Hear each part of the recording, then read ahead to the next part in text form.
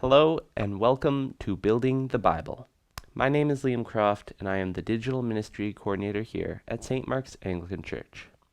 Beyond that though, I am a huge fan of Lego. Lifelong, you could say, and as you can see behind me, I have quite the large collection. I'm very fortunate. In this new series, we're going to be taking a look at how different stories and lessons from the Bible can be recreated using Lego. We're going to do that by starting off each episode with a reading from the Spark Story Bible. It's a great Bible which summarizes some of the stories into things that are a little bit easier to understand for younger viewers. Before each time I read the Bible, though, we're going to start with a little bit of an introduction to what we're talking about each week, and I'll also mention a time, probably located at the bottom of the screen somewhere here, where you can skip ahead if you want to skip the lesson for each week and just see what was built. Following the Bible reading, I'll do a little bit of a talk about what I'm planning on doing, what's kind of going through my head, and then we'll transition into a bit of a time lapse with some music and that kind of stuff as I actually build a scene. And the reason we're going to do it kind of this way is I want to encourage anyone watching that has Lego, even if it's not as much, sorted all color and by color and everything like I have here. I want to encourage you to try to build some of these scenes yourself if you find them interesting. So that's kind of what things are going to look like before the time lapse. After the time lapse, I'll do a little bit of a recap of what I built, and that will be it. We're hoping to run this throughout the summer, but we'll see what demand is like, if you will, and how many people are interested, and we will go from there. So let's get into the Spark Story Bible reading for today, Adam and Eve, followed by the first sin. After creating the whole world, God looked around and was very happy. It was an incredible world filled with wonderful animals, plants, and included two very special people, a man and a woman.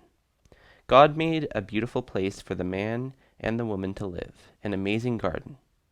God named the man Adam and the woman Eve. God said to Adam and Eve, "I need someone to help me take care of this amazing world. Will you help me?" Adam and Eve said, "Sure, we'd love to help you, God." Adam and Eve were happy to care for God's beautiful world. All around them was incredible creation. Together, they walked around the garden, amazed with what they saw. There were tall trees and short trees, fat trees and skinny trees. "Wow, Eve," Adam said. "Look at this. There are flowers of every size and color." "Amazing," Eve said to Adam. "It's all so beautiful." There were still, quiet, blue pools and a rustling breeze that blew through the garden. Everywhere they looked, they saw an amazing world. When she looked out at all of the animals God placed in the gardens, the ones that fluttered through the sky, the one that wiggled and squirmed across the ground, and the ones that frolicked and played across the land, Eve said, "It's going to be hard to keep track of them all." "Don't worry, Eve," Adam said.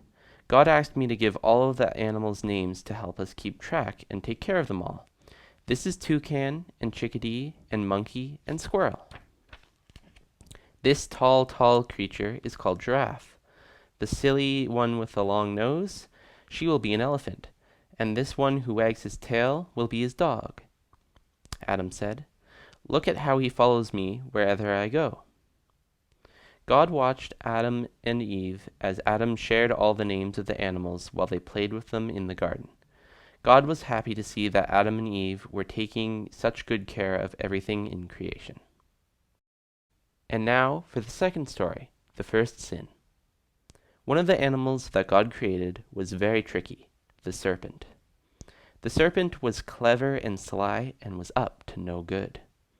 "Did God really say that you can't eat the fruit from the trees in the garden?" the serpent hissed softly to Eve. "No," said Eve. "God said we can eat fruit from any of the trees in the garden except for the tree in the middle of the garden. God said not to eat from that one, not to even touch it." The serpent smiled a sneaky little smile.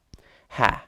God doesn't want you to eat from that tree, because if you do, you'll know everything. You'll be just like God," the serpent hissed in his sly way. Eve looked at the tree in the middle of the garden. The fruit sure looked good. So she ate some, and she gave some to Adam too. And as soon as they ate the fruit, everything changed. Adam and Eve became very embarrassed and shy. They sewed some leaves together, making some pretend clothes to try to cover up their bodies. They stood nervously behind some bushes. Then they heard God walking around in the garden. God called out to them, "Yoo-hoo, where are you?" Adam and Eve hid. "Hey, where did you all go?" called God. Adam peeked out from behind some vines. He said, "I heard you, and I was afraid." "Why were you afraid?" asked God. "Well, I'm naked, for one thing," said Adam, who was quite embarrassed. "So I hid." "I see," God replied. "Who told you that you're naked?" Adam said nothing. "Did you eat fruit from the tree I told you not to eat from?" asked God. "Eve gave it to me," Adam blurted out. "The serpent made me," exclaimed Eve. "He tricked me." God sighed. "I told you not to eat from that tree. Because you have done what I have told you not to do, life will be difficult for you now. You will have to leave this beautiful garden and work very hard to get the things you need. Now you will know what it is like to be unhappy, and someday you will die. I made you from dust. When you die, you will become dust again." God made some real clothes for Adam and Eve and sent them out into the big world, and God was with them everywhere they went. So, now that we've heard those stories, I think what I'm going to do is try to recreate the Garden of Eden. I'm going to build a big tree in the middle and then try to surround it with plant life. And I'm going to try and use some minifigures to represent Adam and Eve. And then I'm going to use an apple to represent the forbidden fruit. And I'm going to use this snake as the serpent, the tricky serpent that tricked them into eating the forbidden fruit. I'm probably going to use a lot of these different types of leaf plants, these kind of palm leaves, and you can see I've got some flowers here, and I'll use some green bricks probably to build up kind of an area around the garden, and I might use a little bit of brown to create a little bit of a stem to the trunk of some trees, something like that. So with all of that in mind, let's get started.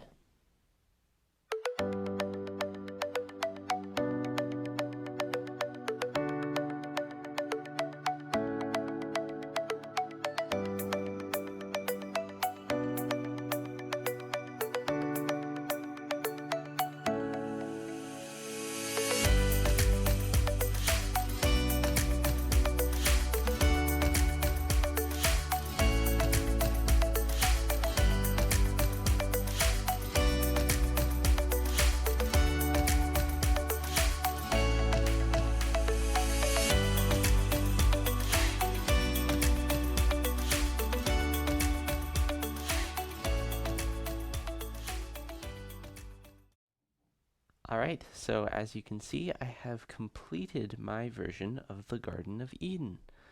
What I started was, I started with this kind of C-shaped build-up of green bricks. I kind of wanted to have a little bit of a hill just to give some definition to the garden, so that's why I started with that kind of C-shaped area of green brick around the back.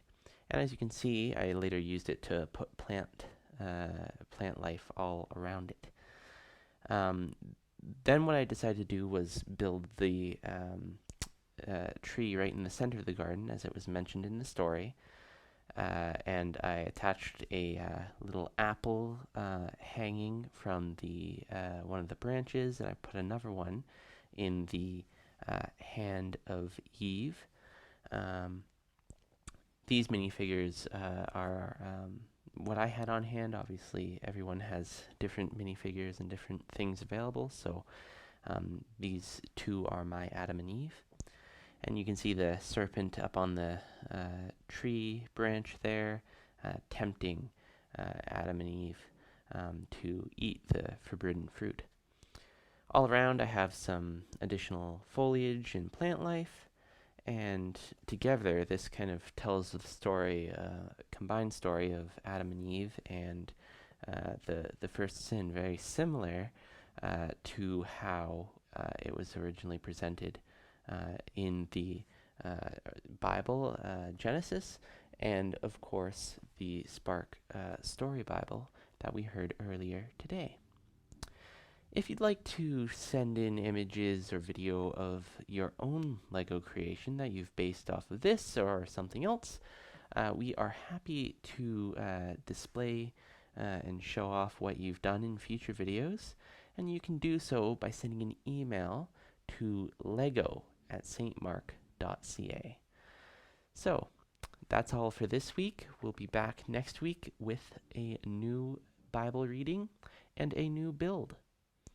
Thank you for watching. Bye now.